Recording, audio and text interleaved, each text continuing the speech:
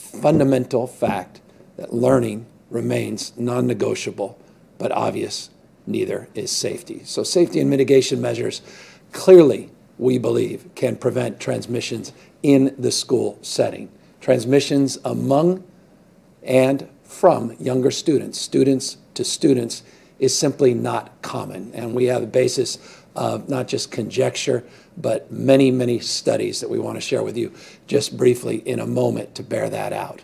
As it relates to one of those studies, the CDC put out a study of kids with positive and negative tests across the spectrum, across all states. And going to school, fundamentally, was not associated with a quote-unquote higher risk of getting COVID-19. But extensive evidence is now in that shows the safety and mitigation measures that are put into place when schools are opening in person and they are focused on mask wearing, focused on physical distancing, are considerate across the spectrum every day in every way of focusing on stable small cohorts and groups, washing hands, the things that we preach, the issues related to screenings and ventilation, issues associated with those layers of protection. When they're put into place, we now know that transmission can and will be reduced. In-person instruction, though, we believe, and we've said this for months and months and months,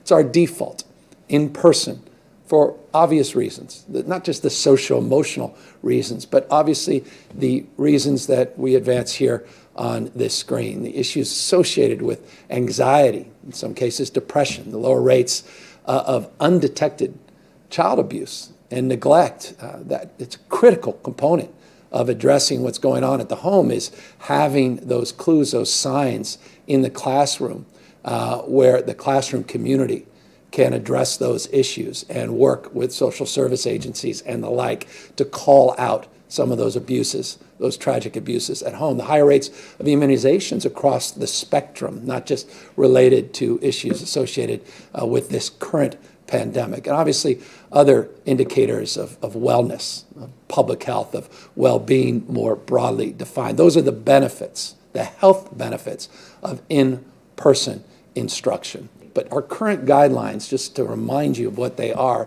that are in place, are requiring learning. And I just, again, want to underscore, they do require learning. We're not talking about opening schools. Schools are open, but now mostly virtual.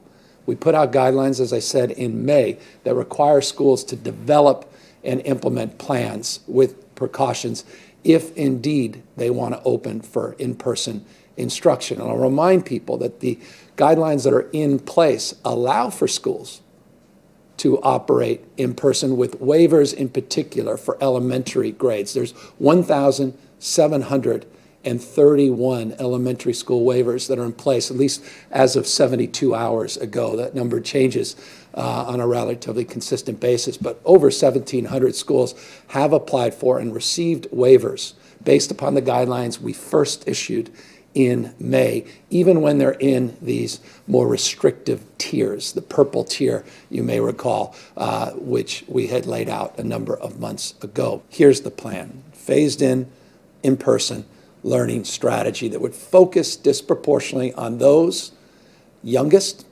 cohorts and those that are most in need, our high-risk children, special education, those populations, foster care, homeless children, and others that clearly need that extra amount of support. So the idea is to begin TK-26 with special ed and populations, as we note here, that have been disproportionately impacted by this pandemic, but also more broadly are disproportionately impacted by a series of issues that are well defined in this state. We also want to improve our efforts to get everybody moving in a similar direction to be back on track across the spectrum by early spring of 2021. Now, distance learning, I'm going to make this clear, will still remain an option for parents and students. Elementary schools can open, but only if they submit a safety plan to both local and state officials.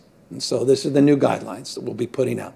Local health departments can disapprove. So rather having a default of no, it's a default of yes. You can disapprove within 5 days. Once open, those local and state officials have an obligation now to monitor and provide support, enforcement, technical assistance across the spectrum of support to enforce the guidance.